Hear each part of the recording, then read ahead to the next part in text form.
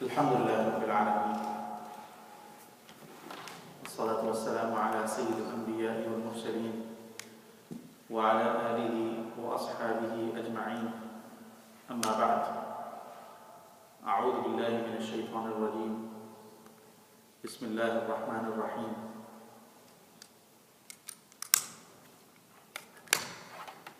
قال الله تبارك وتعالى وما أرسلنا في قرية من نبي إلا أخذنا أهلها بالبأساء والضراء لعلهم يضرعون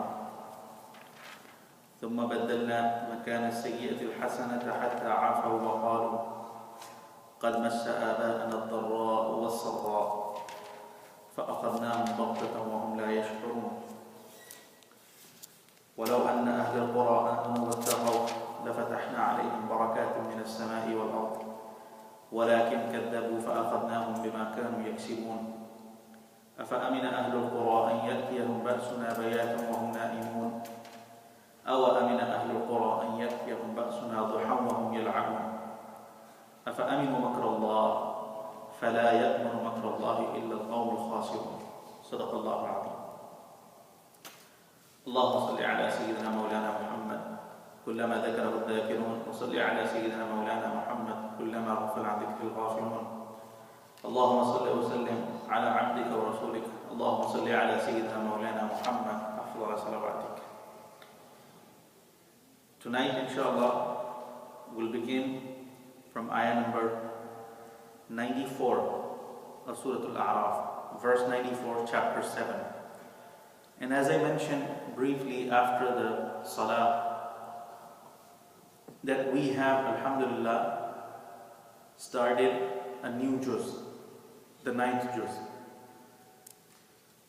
That means, alhamdulillah, we have successfully completed the first 8 juz of Quran. But we are still in the middle of the 7th surah, Surah Al-A'raf.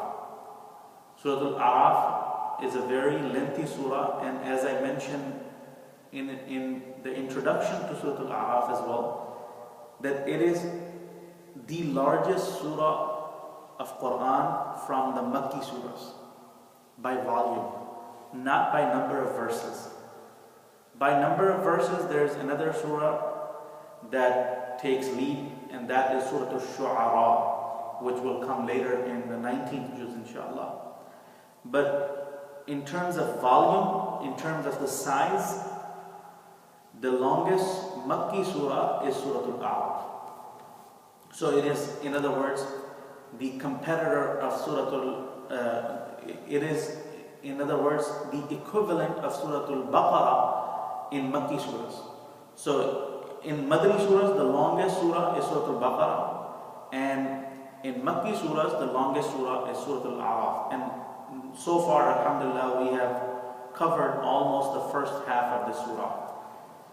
And what we have covered so far in recent weeks is the stories of some prophets of Allah subhanahu wa ta'ala and their people. And most prominently, we covered the story of Sayyidina Nuh alayhi salam. Then we covered the story of Sayyidina Hud alayhi salam. And then Sayyidina Salih alayhi salam. And then after Sayyidina Salih alayhi salam, we covered the story of Sayyidina Lut alayhi salam. And after Lut alayhi salam, we covered the story of Sayyidina Shu'aib alayhi salam. So these are the stories that we have covered so far. And this series of stories will continue, but now we are taking a short break. After mentioning these significant stories of prophets of Allah subhanahu wa ta'ala and their people, and in every story, the people did not live.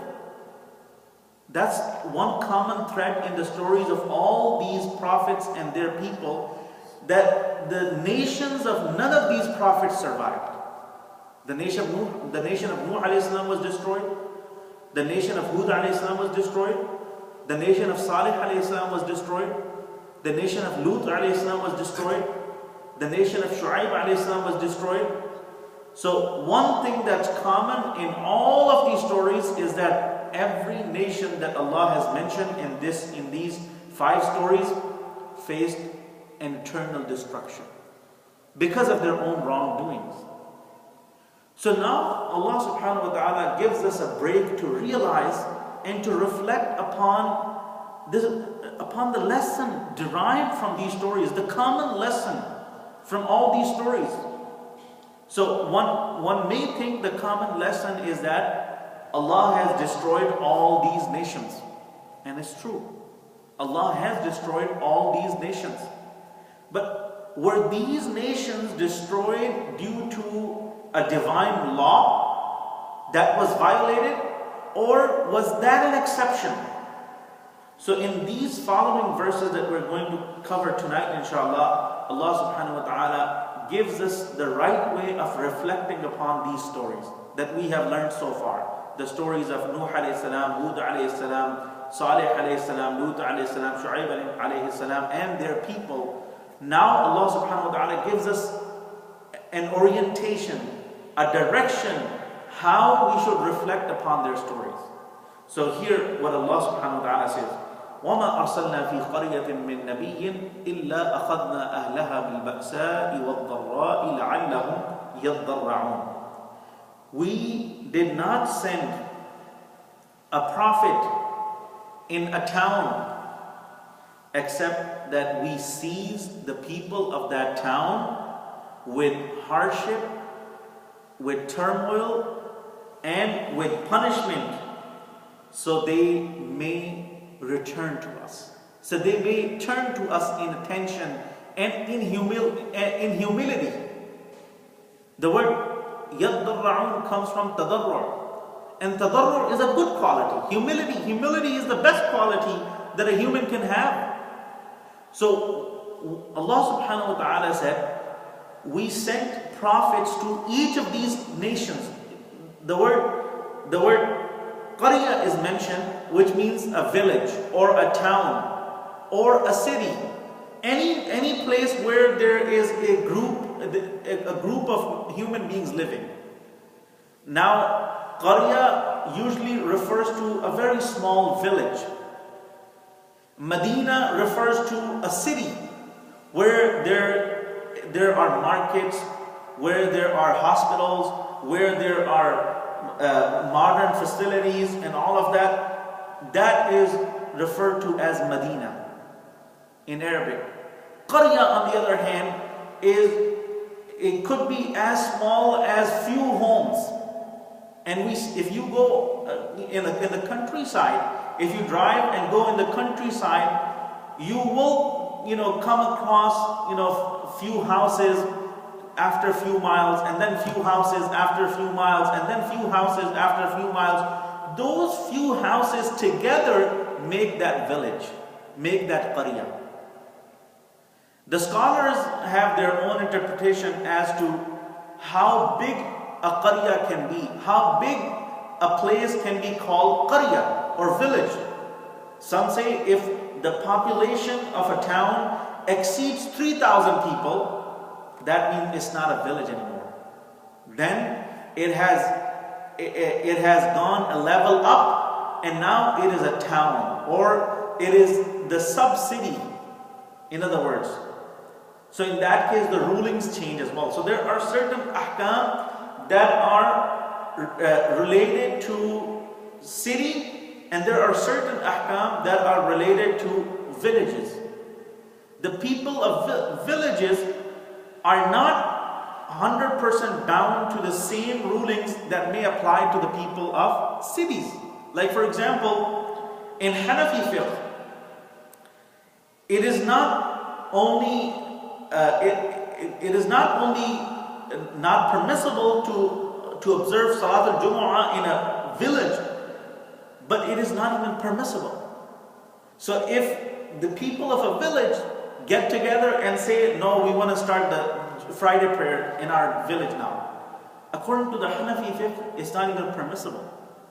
On the other hand, if you are a resident of a city, then not only it is permissible, but it is obligatory upon you to attend Salat al-Jumu'ah. It is fard upon you. And then there are other variances as well in the other ahkam. I just give you one example of Salatul Jumu'ah. That's a very well-known debate and a very well-known example amongst the scholars as well. So the rulings may change from a city to a village, or from a village to a city, vice versa. And that's a very well-known thing among the scholars, among the fuqaha.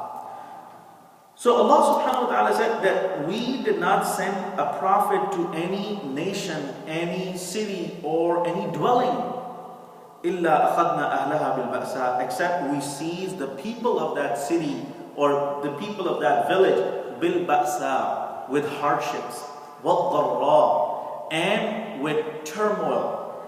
And dharra, the scholars have also interpreted as the illnesses, different diseases. So on one side there's a hardship, which may be the financial hardship, economic hardship, and then there is the physical hardship. Physical hardship means you're suffering from diseases, you're suffering from this disease and that disease. So that's also considered a form of adab from Allah subhanahu wa ta'ala, or a form of test from Allah subhanahu wa ta'ala. So why is it happening? Because those people, when they were greeted by the Prophet, when the Prophet came to them and delivered the messages of Allah, they rejected and denied the messenger of Allah. This is why it happened. So we learn from this ayah that the reason why Allah subhanahu wa ta'ala punished these people, and by opening this verse and not confining it to a particular nation or to a particular village, we learn that this is a general principle in the laws of Allah, that anytime a prophet comes to a group of people and they reject him and they refuse him, then Allah subhanahu wa ta'ala has a right to destroy them and to punish them. And this is what may have happened to many nations before Rasulullah sallallahu alaihi wasallam. This is why Rasulullah sallallahu alaihi wasallam used to warn his people all the time that, "O my people, I fear for you what has happened to those before you for what they did to their prophets. You're doing the same thing to me. The people before you rejected their prophets and denied the scripture, and as a result, they were destroyed. So I'm afraid that this may happen to you. So learn the lesson and wake up. Don't let that happen." And then Allah subhanahu wa ta'ala doesn't destroy a nation all of a sudden.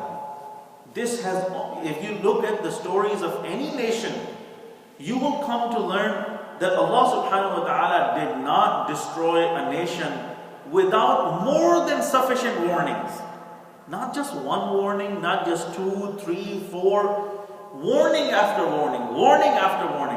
Sometimes the warnings were physical, like what we will learn inshallah in the story of Musa alayhi salam and Banu Israel and Fir'aun and his people. You will learn in the words of Allah and in the words of Quran what happened to them. The reason why I don't want to speak about what warnings the people of Shu'aib alayhi salam received, or what warnings the people of Nuh alayhi salam received, because I don't have the clear evidence on that. But I'm sure that there were multiple warnings. But I don't have the authentic source that I can narrate to you. But in the story of Musa alayhi salam, I will narrate to you from the Quran, from the words of Allah, from the words of Quran. So you will have 100% confidence that this is exactly what happened. So there were so many warnings, but when the time of warning is over, then the time of final punishment comes. So Allah subhanahu wa ta'ala says that we punish these people in the beginning, not so they could be destroyed. The purpose was not their destruction. The purpose was that they learned a lesson, wake up, and turn to Allah in humility. This is what happens when we want to teach someone a lesson. You use different methods to teach someone a lesson. You go the easy way, you go the kind way, the loving way, the caring way. If that doesn't work, then you go the hard way as well. That's why we have the law. If someone, is following the law, we call those, people faithful, loyal, law-abiding citizens, good people. And then those who do not, then the law punishes them. The law says that this person must be sentenced to 5 years in prison or this much fine and this and that. Because you have to strike a balance. So Allah subhanahu wa ta'ala uses both things as well. In order to save people from eternal destruction and eternal doom. Because there's nothing worse than the eternal doom. Eternal doom is that you go into hell forever. You earn the wrath of Allah forever. So Allah subhanahu wa ta'ala, in order to save people, He gives them warnings. And sometimes those warnings are the hard warnings. And people learn lessons. People learn lessons. I have met people who are not Muslim, but they learn a lesson in their own faith, in their own way, when they get sick. When they get sick, they realize, God, God is giving me a chance. God is teaching me a lesson. Because what I have been doing in my life in the past, I have been gambling, I have been doing this, I have been doing that. I have done so many bad things. And now God is giving me a chance to stop from all of that. And that's in Muslim's life as well. In a Muslim's life, when you get sick, you get a chance to reflect upon your history. What have you done wrong? And how can you fix it? So that moment is the moment that Allah subhanahu wa ta'ala really wanted you to have by giving you this moment of distress, this moment of suffering. Because sometimes it is the suffering that brings us on the straight path. For some people, it is the prosperity that brings them to the straight path. They get to understand that, Allah has blessed me so much. Why shouldn't we be thankful to Allah? This is how Rasulullah sallallahu alaihi wasallam was. This is how Abu Bakr radiallahu anhu was. This is how many great personalities were. But for some people, that doesn't work. So what works for them is the other side, the hardship, the distress, the suffering. ثُمَّ بَدَّلْنَا مَكَانَ السَّيِّئَةِ الْحَسَنَةِ. Then we replaced good things in the place of bad things. حَتَّى عَفَوْا. Until they grew in goodness, in wellness. وَقَالُوا قَدْ مَسَّ آبَاءَنَا الضَّرَّاءُ وَالسَّرَّاءُ. And they became rebellion. They became disobedient. Because they became so wealthy, they became so well off that wellness and that wealth made them turn away from Allah, made them a rebel against Allah. So they started saying to the prophets would teach them a lesson that this is a warning to you, Allah is testing you. They would say to the prophets, وَقَالُوا قَدْ مَسَّ آبَاءَنَا الضَّرَّاءُ وَالسَّرَّاءُ. Our forefathers also suffered from good times and bad times. We don't see anything dramatic happening to them. فَأَخَذْنَاهُمْ بَغْتَةً وَهُمْ لَا يَشْعُرُونَ. So they rejected the Prophet, denied them. So Allah seized them and punished them all of a sudden when they did not even realize. وَلَوْ أَنَّ أَهْلَ الْقُرَىٰ آمَنُوا وَاتَّقَوْا. And so if the people of villages, the people of towns and cities, if they believed in Allah, وَاتَّقَوْا, and if they feared Allah, meaning they developed righteousness, لَفَتَحْنَا عَلَيْهِمْ بَرَكَاتٍ مِنَ السَّمَاءِ وَالْأَرْضِ. We would have opened upon them blessings from heavens and earth. If they did the right thing, we would bless them. We would give them all the luxuries and everything that they deserve from heaven and from earth. وَلَكِنْ كَذَّبُوا. But they chose to deny and they chose to refuse. فَأَخَذْنَاهُمْ بِمَا كَانُوا يَكْسِبُونَ. So we seized them and we punished them because of their wrongdoing. أَفَأَمِنَ أَهْلُ الْقُرَىٰ أَنْ يَأْتِيَهُمْ بَأْسُنَا. There is one hadith in which Rasulullah sallallahu alaihi wasallam said, يحرم الرجل الرزق بالذنب يصيبه أو كما قال صلى الله عليه وسلم, that sometimes a man is deprived of his sustenance because of a sin that he has committed. You were supposed to get something tomorrow, but today you did a terrible thing to displease Allah, and that displeasure of Allah took your share of sustenance away from you. You are deprived now. أَفَأَمِنَ أَهْلُ الْقُرَىٰ أَنْ يَأْتِيَهُمْ بَأْسُنَا بَيَاتٌ وَهُمْ نَائِمُونَ. So have the people of towns become secure that our punishment should come to them at night while they are asleep. أَوَ أَمِنَ أَهْلُ الْقُرَىٰ, meaning they should not be at peace at any time, because our punishment can come at any time. If you're sleeping, our punishment can come. And أَوَ أَمِنَ أَهْلُ الْقُرَىٰ, have the people of villages become secure in their mind أَنْ يَأْتِيَهُمْ بَأْسُنَا ضُحًى وَهُمْ يَلْعَبُونَ, that our punishment should come to them in daylight while they are playing, while they are heedless and playing. أَفَأَمِنُوا مَكْرَ اللَّهِ, have they felt secure from the planning of Allah? فَلَا يَأْمَنُ مَكْرَ اللَّهِ إِلَّا الْقَوْمُ الْخَاسِرُونَ. So none feel secure from the planning of Allah except those who are the loser people. إِلَّا الْقَوْمُ الْخَاسِرُونَ. Those people who ultimately lose in this world and in the hereafter, only they feel secure from the adab of Allah and from the planning of Allah. وَآخِرُ دَعْوَانَا أَنِ الْحَمْدُ لِلَّهِ رَبِّل عَالَمِينَ.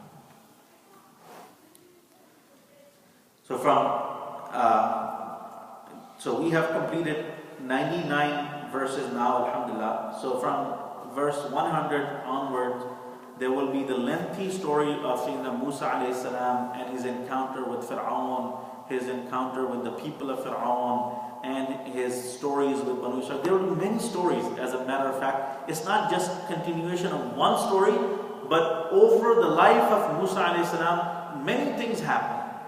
Quran has spoken about a lot of incidents from the stories of Musa alayhi salam. So many of those stories will be covered here in this surah, which will not be repeated anywhere else.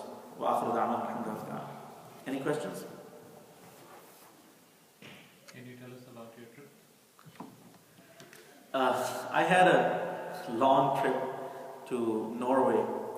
I was invited by the Muslim community there for 2 lectures that they had scheduled, and the lectures were actually, on the issues faced by Muslims living as minorities in Western countries.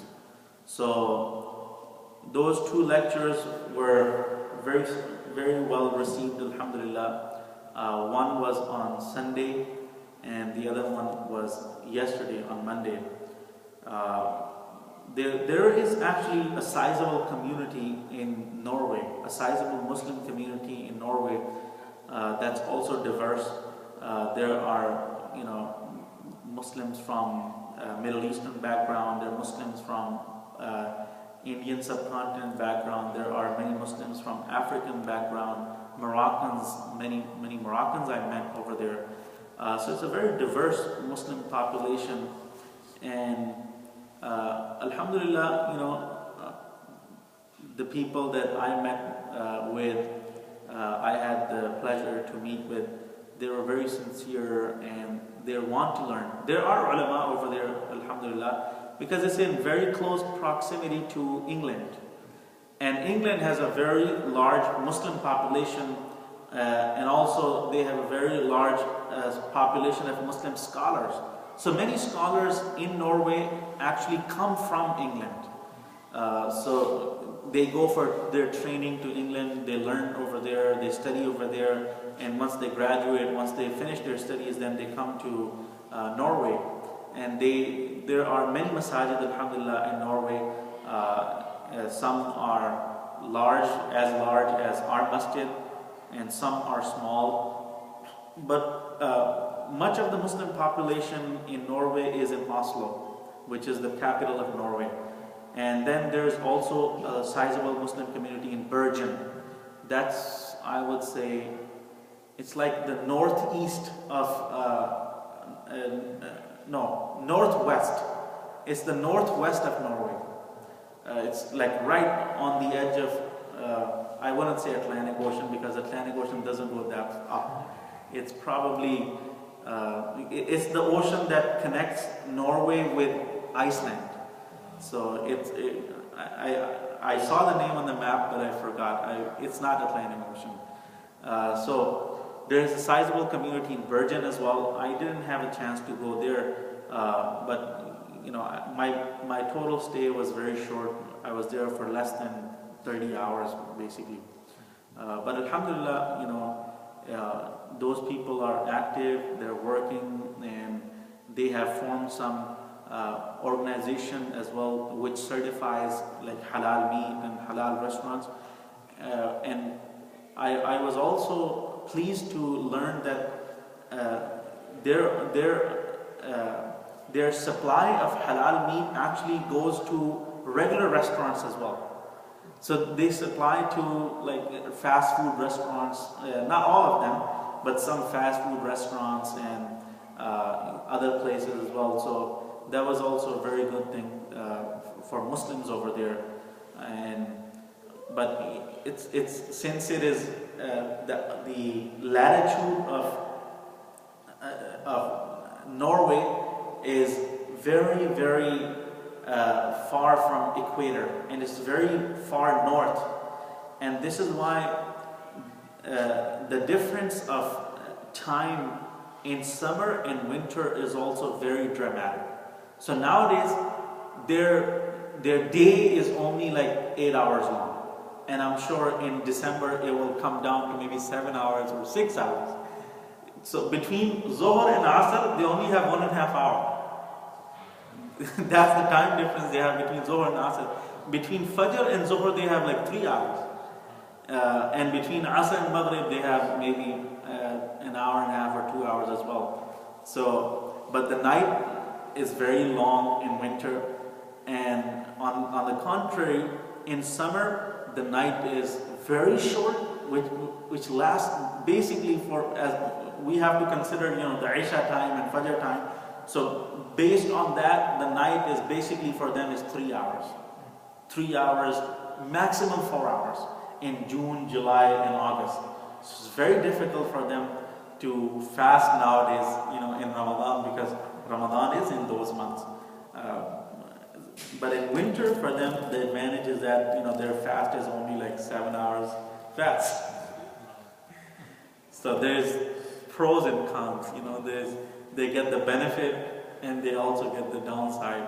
But alhamdulillah, the good thing is the Muslims are flourishing, and the population of Muslims is also growing. I realized that for some reason, it was my experience that Norway has a very open border policy.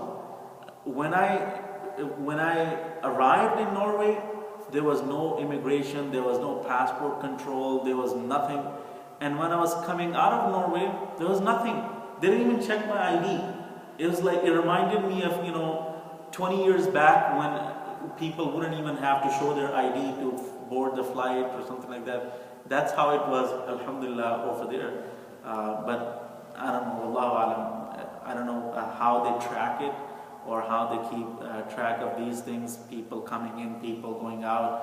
But everything was very calm, relaxed. But I was depressed over there because I didn't get to see the sun. It was raining for all 2 days. So I think that's a big reason for depression.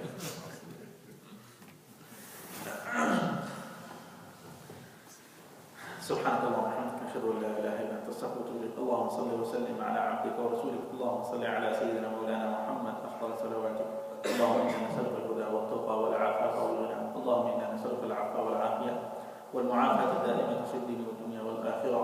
اللهم حبب الينا الايمان وزينه في قلوبنا وكره الينا الكفر والفسوق والعصيان واجعلنا من الراشدين. ربنا اتنا في الدنيا حسنه وفي الاخره حسنه وقنا عذاب النار. ربنا تقبل منا انك انت السميع العليم وتب علينا انك انت التواب الرحيم. وصلى الله تعالى على خير خلقه محمد وعلى اله وصحبه اجمعين برحمتك يا ارحم الراحمين. Jazakallah.